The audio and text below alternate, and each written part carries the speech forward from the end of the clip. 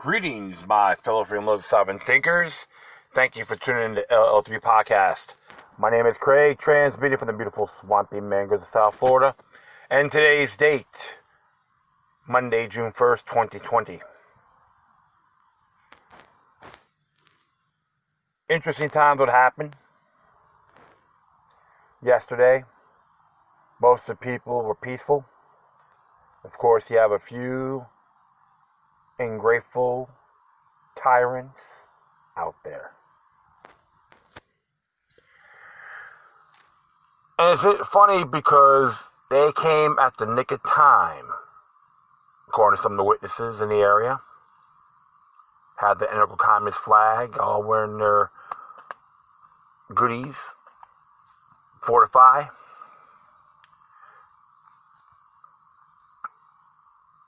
And everyone, during that time, everyone talked about the whole, when the one police officer who's now relieved, but had disciplinary actions, had a little skirmish and shoved had one of the women on her knees and grabbed his hands and put it on her head and moved her. Got everything. People started throwing bottles. They got a little bit ticked off. Yes, I understand it was a hot day. And of course, local news station did seen the footage, and I've examined other citizen journalist clips as well. And of course, looks like the supervisor told them to beat it. And that's when they attacked, or got their way. Distraction. So the officer, I don't have the name on the top of my head, chose poorly. He selected his battles bad. The main focus was observe the real enemy. And based on what he did, gave him the opportunity to go. I could tell you this. Some of the rhetoric they used, I wasn't too pleased. This is what democracy looks like. If you study what democracy means, it should be called mobocracy. It's what liberty looks like.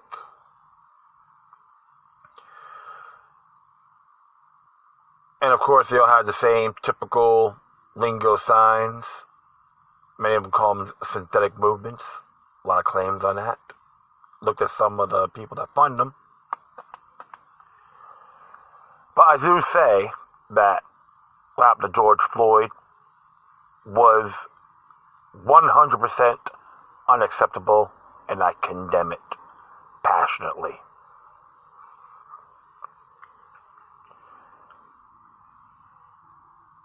But when folks take advantage of stirring up violence, they're damaging property. They're nothing more than narcissistic hypocrites, corrupt parasites. Claim what you represent, and you just emulate the ones you despise. That's why they call us an NWO coup that affected Fort Lauderdale, Commission District.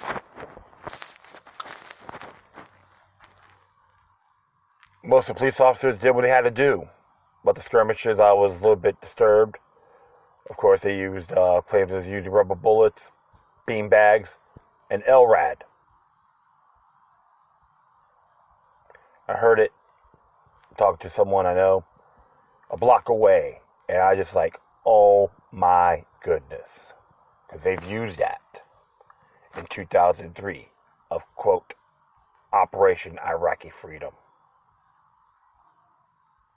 And used to many of them are non-combatants. But of course, you always have those great amount of knuckleheads, imbeciles, opportunists, made it. for what it is. I will say that, I will make this clear. You try to damage my neighborhood, you are all my enemies. There's even folks that run these facilities in that area I'm not really too pleased with. It's still wrong. We all have differences, but you disregard, you were contemptuous in my neck of the woods.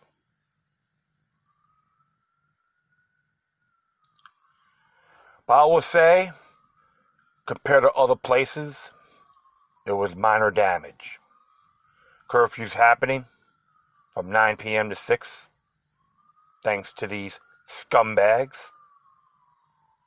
And for the police officer on choosing his battles poorly. Yeah. Of course, charges may be pending. And don't be surprised if the police union file an indictment against him for conduct of an unbecoming member.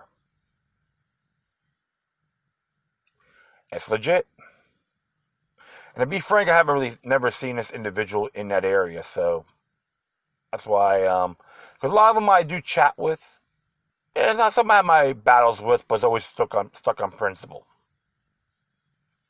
Am I critical about federal funding, militarizing the police? Damn right.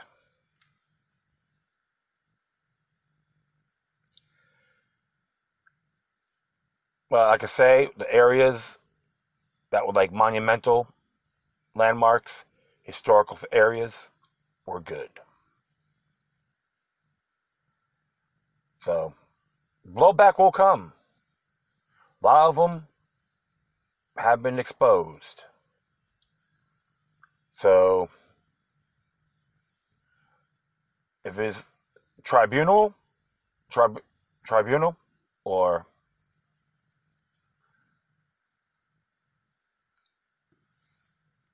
public trial, due process, if convicted, do it by the book. So it has come to the conclusion, listening to President Trump's speech on what happened. Many people were talking to they're anti-fascist because he used the term Antifa, but he used others as well that were troublemakers. But he separated the protesters from the instigated opportunist. The Miami Herald didn't put that in there. That's why sometimes the people who write these articles suck. That's why I don't support mainstream garbage newspapers all the time. Observe responsibly. People want accuracy. And I don't care if it doesn't matter, love the president or not, is inapplicable. But what has happened, I can say, is a rebellion or an insurrection. A new world order coup. Which I will agree with Sibel Edmonds from Newsbuds on this matter. A lot of you folks, you see me on Facebook and Twitter, I post her information. I am a member of Newsbuds. And she does support the 1/3 Common Sense USA. And I sent it to other sites, pro-military and all that. And I say, give her some support. The militias needs to be ready. So, without further ado, I will leave a video link on this, my speech in entirety. So I'm going to narrate an article done for the Epoch Times.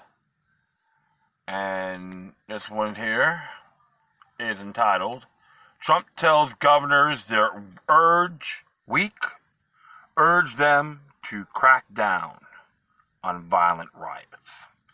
So as it reads here, it's by Jack Phillips. President Trump hold governors of states to crack down on violent protesters and rioting across the United States, according to multiple news outlets that published transcripts on the call. White House Press Secretary Kayleigh McEnany later told reporters in a briefing at the White House that Trump called on governors to act and use National Guard troops. The president has made clear that we're seeing on America's streets is unacceptable. McKinney said violence, looting, anarchy, lawfulness are not to be tolerated. Trump, according to the call's transcript, called on the governors to dominate several times to take back your streets, saying that many of them are weak. Just letting the folks know, there are certain states that have militia clauses or verses, or, in their state constitution. For example, Florida's Article 10, Section 2. And they are separate from the National Guard. As I continue on here, you have to dominate. If you don't dominate, you're wasting your time. They're going to run over you. You're going to look like a bunch of jerks. You have to dominate, the president told the governors. McKinney told reporters he used the word dominate in reference to keeping the peace on streets and regarding how police and National Guard members should handle protesters. So as it reads here, perhaps some of them violent have persisted nationwide following the death of George Floyd, a black man who died into police custody in Minneapolis last week. An officer was seen pinning Floyd with his knee on his neck for several minutes. Washington was under very good control, but we're going to have under much more control, Trump said. We're going to pull in thousands of people, he said. We're going to clean up, clamp down very, very strong. Escalating further, the president said the protests are eroding the United States standing on the world stage, making it a laughingstock around the world. You're making a mistake because you're making yourself look like fools, he told the governors on the call. And some have done a great job, but a lot of you, it is not a great day for our country. Trump said violence is coming from radical left elements such as Antifa. Over the weekend, Trump said the United States would be labeled far-left militant group, a terrorist organization. In the call, Trump was joined by Attorney General William Barr. We can't play whack-a-mole, Barr told the governors. He then called on them to call up the National Guard, crediting them with de-escalating the situation in Minneapolis. Philadelphia would be better toughen up because we're going to Philadelphia like New York. It's terrible. It's terrible. You better toughen. They'll never leave. I know. You want to say, oh, let's not call up the guard. Let's call up 200 people. You got a big National Guard out there that's ready to come in and fight like hell. I'll tell you, the best what they did in Minneapolis was incredible, he said. His demands come after several days of protests, some of which leading to entire city blocks in ruin. The Associated Press reported that some 4,400 people have been taken into custody in that time frame. Many small businesses were also targeted by looters and vandals, still reeling from the impact of the CCP or Chinese Communist Party virus pandemic. Michigan Governor Gretchen Whitmer, a Democrat, said in a statement that Trump's call to action was deeply disturbing. The president repeatedly and viciously attacked governors who are not doing everything they can to keep the peace while fighting an once in a generation global pandemic, she said. In the response, her response was questioned by McEnany, who said she is not sure why Governor Whitmer would be dismay at the president telling governors to do their job. And it's very interesting here because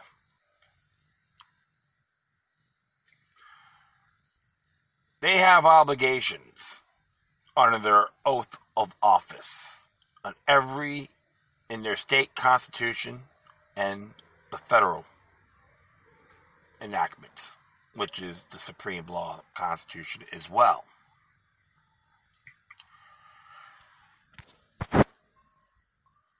And many of these states, good amount of these states, are not really self-defense friendly. They believe we should leave all our security eggs in the hands of the government.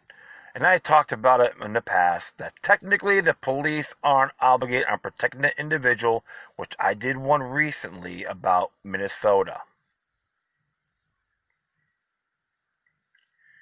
And when you look at it, on the video, he is invoking the Innsurection Act of 1807. He's calling out the governors and letting them know, the ones that are dilly-dallying, they'll say, or being lackadaisical, you're breaching your oath. And you're not focusing on the people's best interest. And you're talking to a man like myself, is not a Trump worshiper. I don't kiss the floor he walks or anything like that. And the ones that know me for all these years understand where I come from. I'm very consistent. So, we're going to do a little look in here about this Innsurection Act.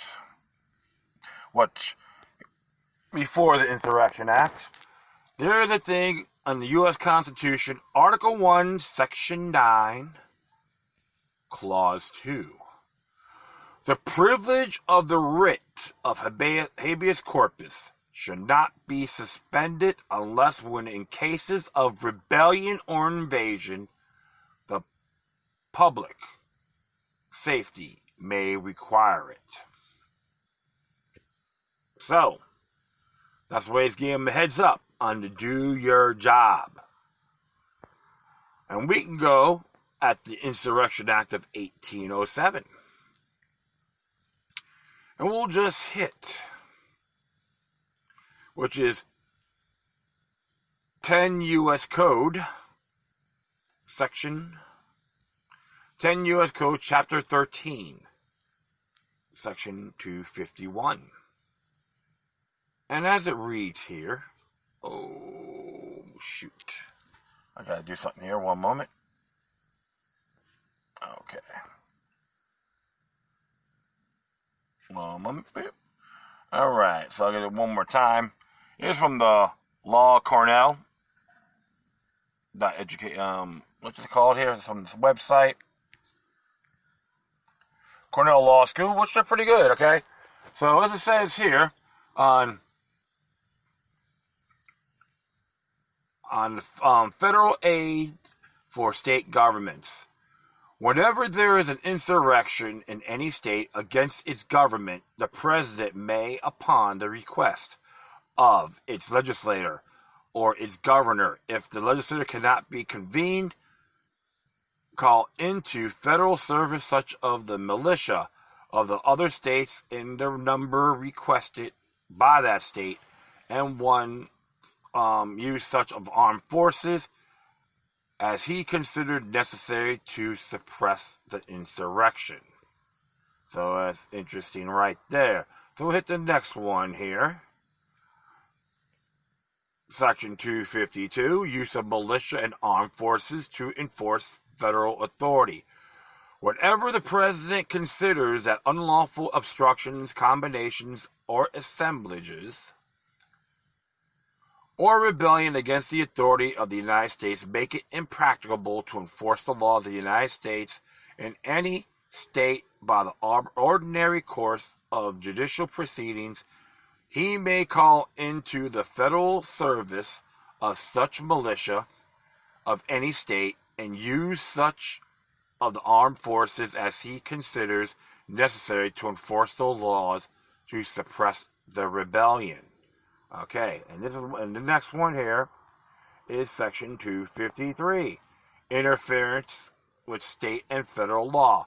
The president, by using the militia or the armed forces or both, or by any other means, shall take such measures as he considers necessary to suppress in a state any insurrection, domestic violence, unlawful combination, or conspiracy if it one to so hinders the execution of the laws of the state and of the United States within the state, that any part or class of its people is deprived of a right, privilege, immunity, or protection named in the Constitution and secured by law, and the constituted authorities of that state are unable, fail, or refuse to protect the right, privilege, or immunity that give that protection, or 2, opposes or obstructs the execution of the laws of the United States or impedes the course of justice under those laws in any situation covered by the clause. Section 1, subsection 1, the state shall be considered to have defined the equal protection of the laws secured by the Constitution.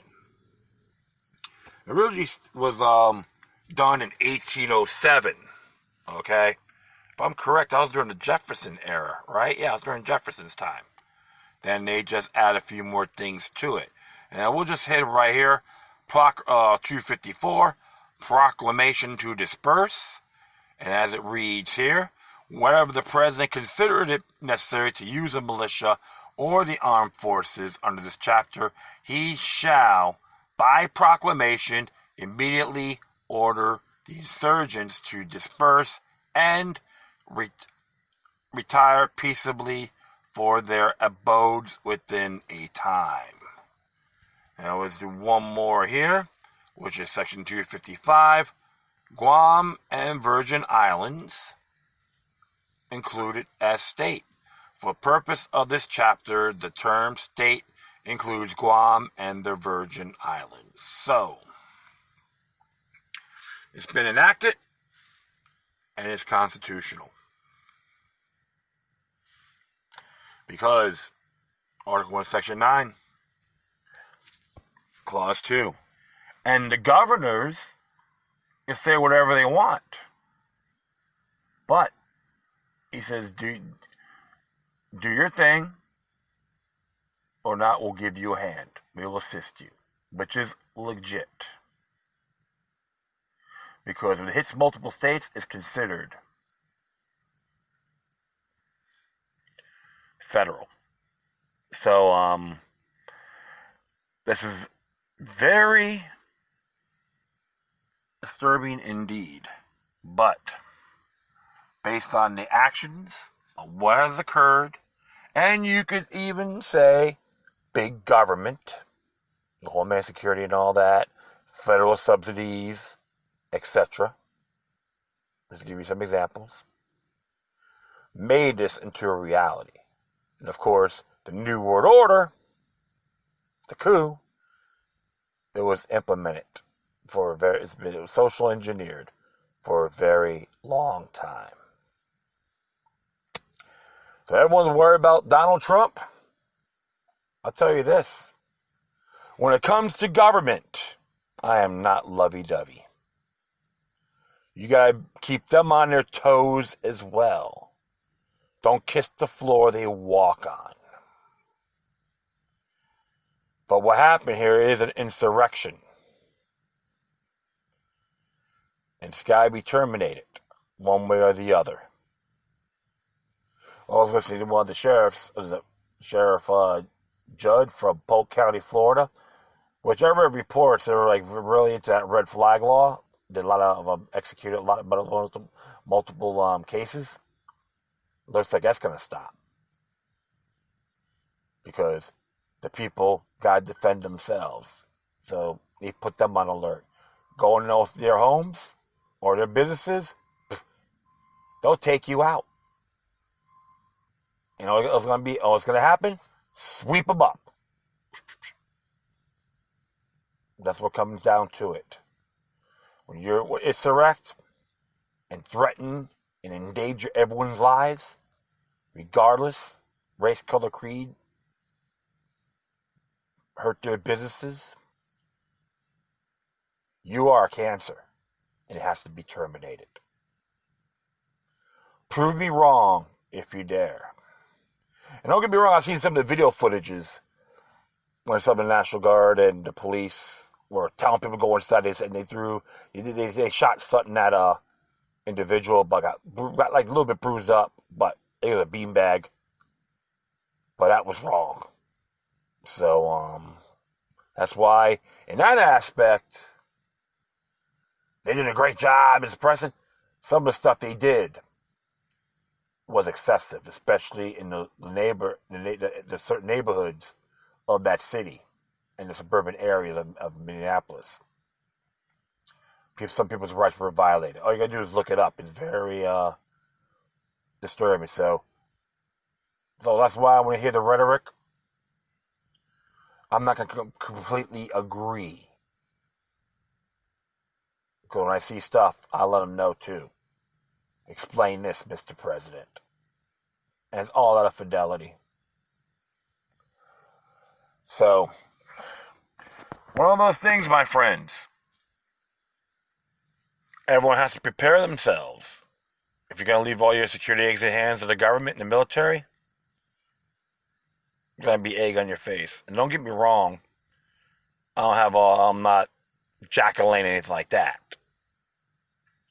But I have to do my ways, my methods, to protect myself and the people I care for. They call it the Second Amendment. I call it natural rights. That's all it is. He talked about that in the video. And I'd say the Ninth Amendment too, enumerated rights. And we got multiple states, like Florida, basic rights, Article 1, Section 2 of the Florida Constitution, that we got certain natural born rights that are inalienable. End of story. So I might just do one more thing here. So I'm going to add this all to my footnotes. So, speaking of looters, let's find out here. I think I got it right. Where are you? Nope, I don't. I don't have it. Nah, but that's, oh, wait a minute. Yeah, I gotta do something here. Add this to the memo. The Suspension Clause. This is by Amy Barrett and Neil Cato.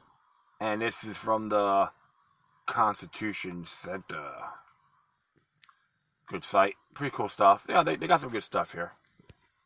You know, National Constitution Center. And it says here about common interpretation, the Suspension Clause.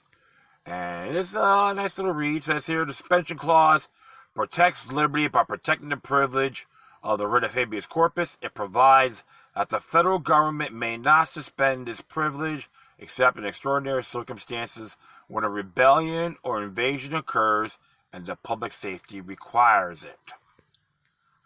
Appreciating the significance of this restraint that first requires understanding the writ of these habeas corpus, the writ which Americans imported into the Constitution from English common law, it is by means by which a prisoner can't contest the legality of her detention. A person who believes she is being imprisoned illegally can file a petition asking for a judge to assert the writ of habeas corpus. When a prisoner files petition for the writ of habeas corpus, her custodian must explain why the restraint is lawful. If the explanation does not satisfy the court, it will order the custodian to release her. What the writ is as crucial means by which prisoners can obtain freedom. I'm going to stop there for the moment. And there's some things in here with the NDAA I'm expecting they may execute with this as well.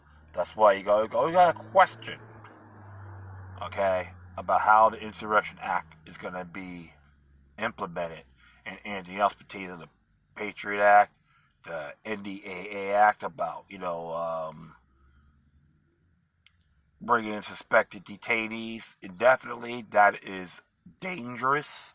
So I'll just have to add that to. I just gotta add that to it, just because I gotta say it's out of fairness. I do support due process for these individuals, but I'm expecting them. They can use a military tribunal too. So I'm gonna continue on here. Today, habeas corpus is primarily used by those serving prison sentences to challenge the legality of the process that resulted in their conviction. Historically, however, where it was primarily used by those in prison without judicial process. Early Americans were keenly aware that the monarchs of England had sometimes jailed people indefinitely without charging or trying them in court. Like I said before, remember the NDAA, Patriot Act? Something to look at, folks. You gotta always question these things, alright? So, and I will continue on here.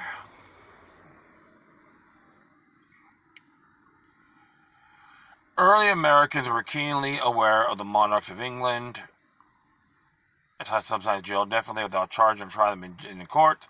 The writ of habeas corpus existed. The king often ignored it to protect against such abuse.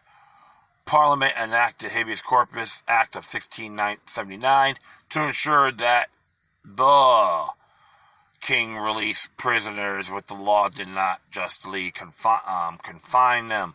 The Great Writ guaranteed prisoners of held authority of the crown the right to invoke the protection of the judicial process. The founding generation valued the Great Writ because they had this history in mind. Yet those who framed and ratified the Constitution also believed that in times of crisis, the executive might need leeway to hold suspects without answering to a court. Parliament has suspended the writ during the 17th and 18th centuries when it concluded that the king needed expanded definition power to contain threats. Similarly, several states had equipped their governors with emergency power by suspending the writ during the Revolutionary War. Pre-ratification practice that embraced both the importance of writ and the need for safety valve. The suspension clause follows in this tradition. It protects the writ by imposing general bar on a suspension. At the same time, it makes an exception for cases when an invasion or rebellion endangers the public safety. A suspension is temporary, but the power it confers is extraordinary. When the suspension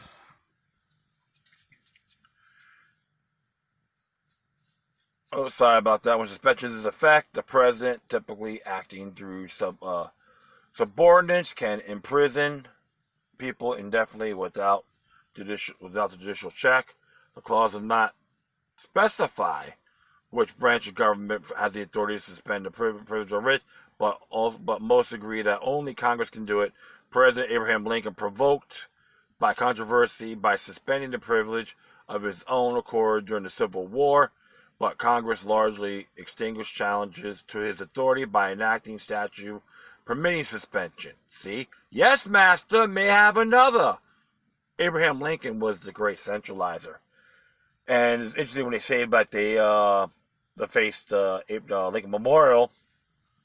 Like I said, not too pleased with Lincoln, but these people want to disperse everything in sight. So I'm just gonna leave it at that. And I'll just read it from here. But Civil War, but Congress, okay, that's not right there. I already made that statement. Sometimes I just like run my mouth and just keep going and just forget here. Every other occasion, the executive has proceeded only at first after securing congressional authorization. The writ of habeas corpus had been suspended 4 times once the Constitution was ratified throughout the entire country during the Civil War, and 11 South Carolina counties overrun by the Ku Klux Klan during the Reconstruction, and 2 provinces of the Philippines during the 1905 insurrection, and in Hawaii after the bombing of Pearl Harbor. The most hotly debated questions concerning the suspension clause involve its effect in the absence of a formal suspension. A threshold question is whether the clause simply restrains Congress' ability to suspend whatever habeas jurisdiction is currently on the books, or whether the clause grants an affirmative right to habeas review or the adequate substitute for it. On one hand, the clause general bar on suspension assumes that some access to habeas relief will exist when the privilege has not been suspended. So it is very interesting on this whole thing. And I'm almost done here. I'll just finish this confounded thing. At least I not want to see my listeners be disappointed here. Ability to suspend existing habeas statutes, but affirmatively guarantees prisoners some form in which they can challenge the legality of their detention. Also, Brondine, the court decided too much controversy what habeas jurisdiction extends to prisoners detained outside the United States at Guantanamo Bay. And I remember people did a rally protest against that about shutting down Gitmo, and I do understand the elements of that as well, because there was a lot of mistaken identities. So, I respect those people, even though some of them have my disagreements, but we unite as one in certain things. That's why you never know. In recent years, the writ is most commonly sought the convicted defendants in the state prison. Each year, over 18,000 petitions, the writ of habeas corpus, are filed in federal court by state prisoners against their prison wardens, but a very slim fraction of those petitions are actually successful, in the part due to the limit Congress placed on federal courts reviewing the habeas corpus petitions when enabled the Anti-Terrorism and Effect Death Penalty Act of 1996. That was after Oklahoma City bombing, by the way. Significantly limited federal courts' powers to grant habeas relief for state prisoners. The question about the scope of and limits on the Great Writ are far from settled. Both the Supreme Court Guantanamo's decision and the AEDPA remains controversial as we grapple with the founders' vision of the writ and the proper balance to strike between liberty and security. And it is very interesting there. So it has to be done constitutionally, but many people like to bend the rules, which is tyranny. And so this is why you got to think logically. You can't let emotion supersede it. And fear is a great weapon. Whatever you folks do, don't play sweet Polly purebred. If you do that, you should be wearing these shackles and chains. Go, Master, please protect me. Overall, we are in the first line of defense. Natural law. And a lot of the police have they're under the sovereign immunity and tort liability. You can look it up. 50 states have them. Technically, the police aren't obligated to protect you. Many people forget that. So, what are your thoughts? You can hit me. And you know what? That will be it. I'd like to thank everyone for listening. Plus, feel free to download and share this throughout your social media networks. If you have any questions, comments, or you're interested, want to check out whatever you do, please send your correspondence to Decorum. Plus, I will leave the information on my Spreaker page. And before I go, I had sad news. I actually was an acquaintance of mine, Joey Image from the Misfits, passed away. He was battling liver cancer. He was 63 years old. And he was an interesting chap. You know, he had his demons too, but never been a malicious man. And he lived in South Florida the rest of his life. Played. We always have fun with him. And may it still be forever free. Joseph Poole. That was his last name, Poole. You'll never be forgotten. And thank you for spreading the love in South Florida. And if you folks want to donate, you can hit me at paypal.me/LokiLuck3. Once again, thank you for your time. Plus, always remember that demoniac resistance is healthy for the soul and can liberate humanity. Until next time, take care of yourselves. Keep on spreading love, and may your guardian spirits be with you.